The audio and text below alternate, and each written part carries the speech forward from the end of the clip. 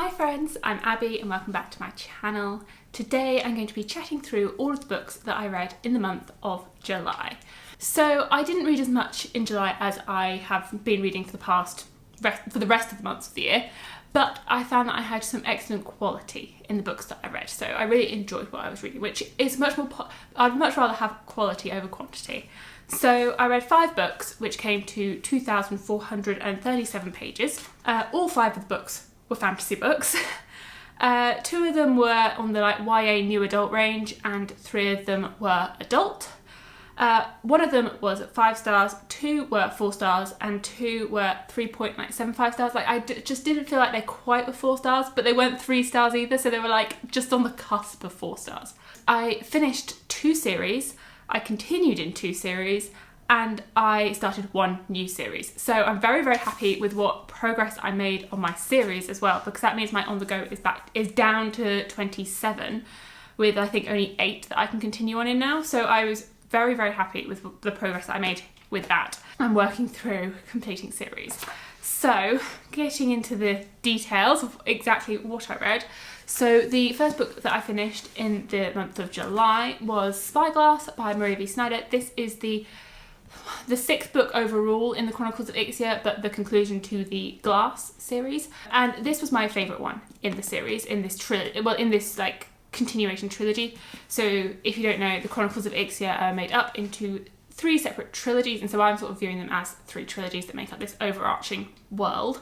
And the first trilogy, you're following Yelena as she becomes a poison tester. And then this second trilogy is much more, the world's is much larger now, and you're following a secondary character from that first trilogy, Opal, and all the shenanigans that she gets up to.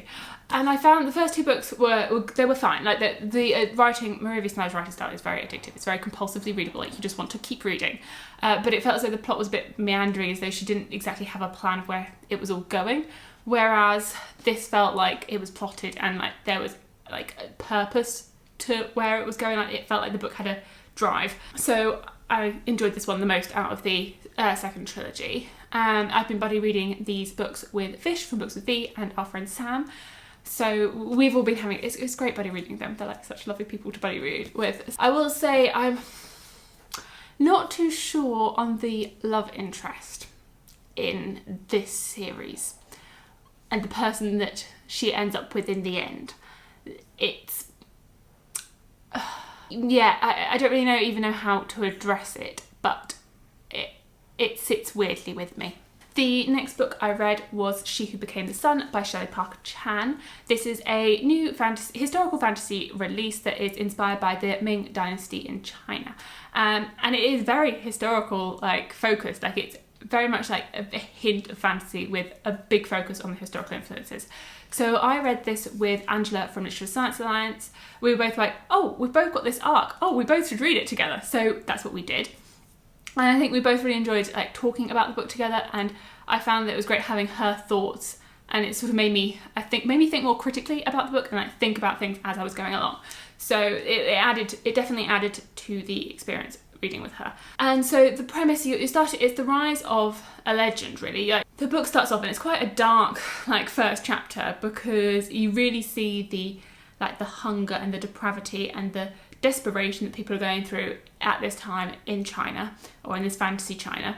And you follow this family, and the boy gets a prophecy that he is destined for greatness, and the girl says that she is destined for nothing. And in the first chapter, her brother dies, and so she's like, right, I'm going to take his destiny then. I'm taking his name, I'm taking his destiny. And it sort of goes from there. I'll say that the first chunk of the book, you have that setting, and it's very, I guess, Poppy War-esque, with her going off and getting her education and taking his destiny. And then it becomes a lot more military focused after that. I'll say for me, I really, really enjoyed it. I really liked the writing style. I really liked the way that it dealt with the topics of religion and destiny, and people's belief in their fate, and how much they believed in that. And I also liked the way it dealt with gender identity and the gender norms, and how in this world, in this fantasy China, women didn't really have any power, but it's how people perceived other people's genders, and how people how people perceived other people's gender and how you perceived your own gender. And I felt like it dealt with that topic really, really well, and how, because the tagline of the book is Song of Achilles meets Mulan, and the Mulan is that this young girl is pretending to be her brother, and so she's pretending to be a man, hence Mulan. And it's how she identifies with herself following that, pretending to be a man for so many years. So I really, really liked that. I will say, like, the first chunk of the book, it's all in one POV, and then you get to part 2 and suddenly you've got other POVs mixed within. And so it felt a little bit jarring after spending quite a chunk with just one, and then suddenly you're like, oh, we've got more POVs as the world. And I think it worked. Like, I really, really like a multiple POV story. I think it worked in the end, but it felt a little bit of a shift into that second POV and other POVs and the more military-centered story. And so I guess that's where it sort of dipped down for me, in that middle section. But it did come back up in the end. But I'm definitely interested to see what happens in the sequel. I believe it's just a duology, as I hope that the sequel will give me more attachment to the characters, because currently I'm not like fully attached to them. But overall, I really enjoyed it, and it definitely would recommend it if you are interested in a more historical fantasy, and especially ones that are inspired by Asian history.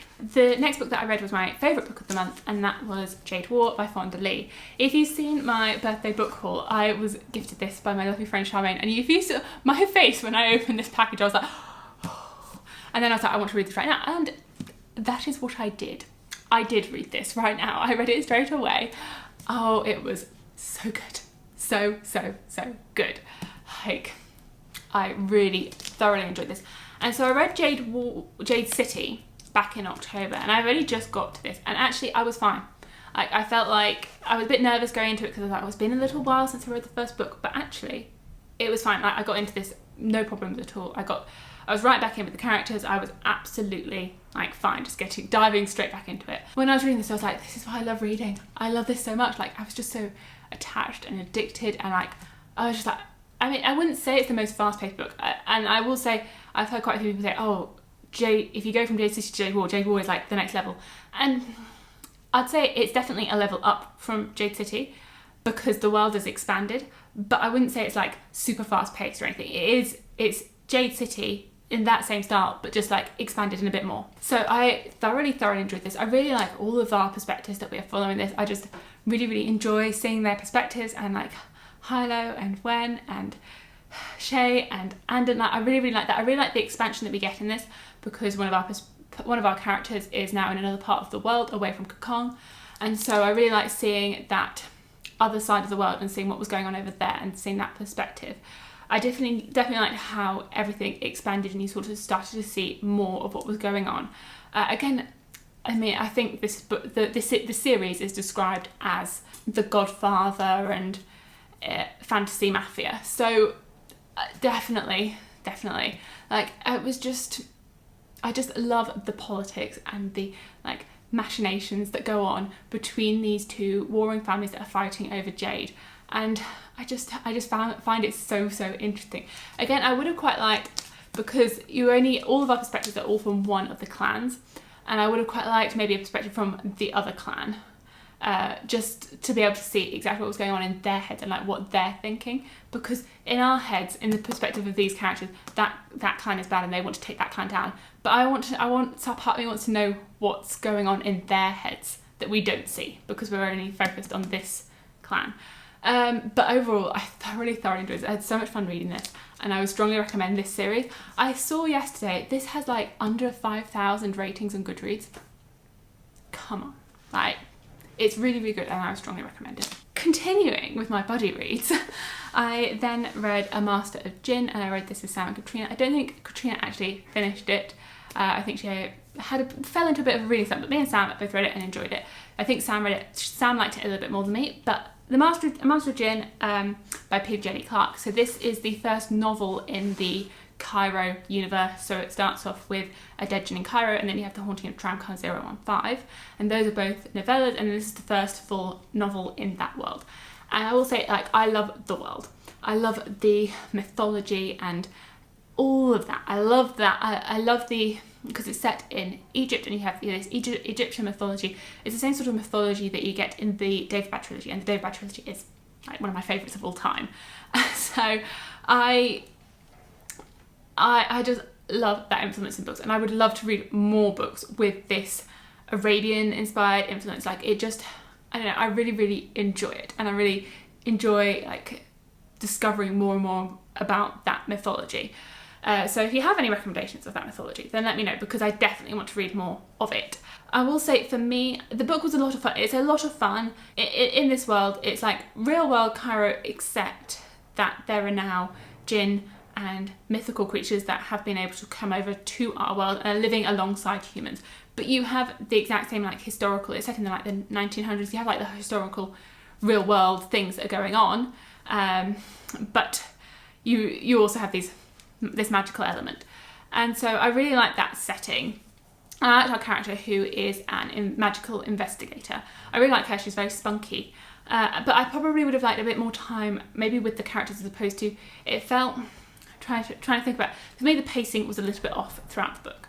That I really liked the beginning, and I did like the ending, but the middle felt a little bit slow, maybe because they're trying to solve this case, because she's an investigator, and it felt like they were just going from place to place, getting clues and trying to solve the case, which, I mean, that's what a mystery is, like you are trying to find the clues to solve the case, but it did just feel a bit formulaic, because they were going through and getting the clues. But I think this is potentially due to P.J. Clarke only previously writing novellas, and now this is his first novel, that potentially it's just the teething issues of going from novella writing to novel writing, and things that would work in a novella don't necessarily work in a novel.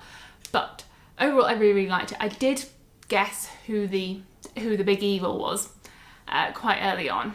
Unfortunately, I don't think it hindered my enjoyment for having guessed it, but I did guess it. It wasn't that outlandish, or it wasn't like, oh my god, wow, that's who did it. No, it wasn't like, I did guess it, but it was still a lot of fun to experience it. And I don't know if he's writing more in this world. I've marked this series as finished because it did sort of just wrap up and it was finished. And then there isn't any announcements for any more. If there are more, I'll definitely read it, but for now I've marked this series as done. The final book that I read in the month of July was Fire by Kristen Cashel. This is the second book in the Graceling series. So I have been planning to continue this series for so long, and I finally did it. I finally continued. And I really, really like this. This is it's set in the same world as Graceling, so you sort of have the same magic system, but this is set in another country, and it's sort of, if you have the Graceling world, you have like the Graceling kingdom over here where they were, and then you have like these mountains, and then this is over here. So they're very separate stories. Like you don't really have any overlap really between the characters, because there's these mountains in the way that they are pretty much interpassable. So you can completely sort of read them separately. You don't really need to have any prior knowledge. But I did reread Graceling before going into this, because I'd read Graceling years ago, and I just wanted to like read the series pretty much not back to back, because that's not what I've been doing, but like in quick succession. So I really liked this. I liked Fire as our main character. She was a really interesting character to follow. So she is in this world classed as a monster because she is from this, you have like normal humans, you have normal creatures, and you have these monster creatures which are just more. So the way Fire looks and the way that she acts and the way she talks sort of compels people to her. Whether that's compelling them to her and them wanting to lust after her, or whether they want to kill her, her blood and the way that she is just compels people to her. So I found that really interesting, in the way that she dealt with that. And I did just like, I don't know, I liked the romance, I liked the machinations between the politics. In this world there's like the kingdom, but there's also like these two warring factions that want to take control, and then trying to like save the kingdom from these warring factions. I overall liked it. There was a twist in here that I wasn't expecting. I was like, oh, that was a bit of a surprise. There were other things that I guessed, but like there was one thing that I was like, didn't see that coming. Overall, I really, really liked it, and yeah, I would recommend it if you've read Graceling. Then I could see you also really liking Fire, and I don't really see any, you should continue the series if you liked Graceling. So those were the 5 books that I read in the month, so a bit less than normal, but I really, really enjoyed what I read. I was in the mood to read, I just struggled to find the time to read. It was a busy month. I did do a few puzzles, so I will Oh, so I will show those off really quickly just to show the puzzles that I did as well, because I had so much fun making these puzzles. I got all these for my birthday. So I did this magical library one. I did this pretty much on my birthday with my boyfriend and my mum. So I started it and then my mum came to visit, and then both me, her and my boyfriend all finished this all in one evening. We were like, it was on the table and we were just like, can't stop putting the pieces in. And my mum was like, I've got to leave. And then she was like, one more piece. And then I was like, Mum, you might as well just stay until we finished it. So we had a lot of fun doing this together. It was great, like active. Normally I do puzzles by myself, but it was really nice doing it with family. My mum got me this Jane Austen puzzle, which is really nice. And if you can see, like, obviously it just looks like a nice historical setting. But supposedly each of the characters that you see in the picture are different characters from Jane Austen, and it's got a whole like script that comes with it that says this is this character, this is that character. But yeah, it was really nice, and the quality of this is really good. Like the puzzle thickness, very, very good. And then the other one I did was this Skyline of Paris. And this one, very appropriately, I did, I finished it on Bastille Day, so the 14th of July. Yeah, this was really, really fun. It was a challenge, but it was a lot of fun to put it together. Like, I wasn't sure how tricky it was going to be with the big chunks of sky, but actually it was just fun challenging. It was really, really fun to put together.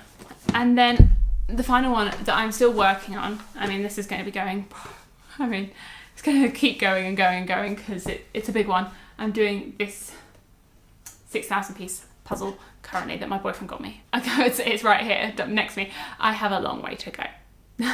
I'm not like halfway. It's a challenge. Like, it's challenging because it's so large and that there's so many pieces. I've never done a puzzle of 6,000 pieces. Like, because it's so large, it's a challenge. But it's also a challenge because there's so much going on. It's not like there are sections of all one colour, like this is all one sort of thing, and like this, but there's also like patches everywhere of different colours. Like, it's hard to separate out the pieces, but I'm having a lot of fun doing this, even despite it being like a big challenge, but it's a lot of fun. So that is what I've been doing in the month of July, what I've been reading and the puzzles that I've been doing. Thank you so much for watching. Let me know what you've been doing in the month of July, and I will see you in my future videos. Bye!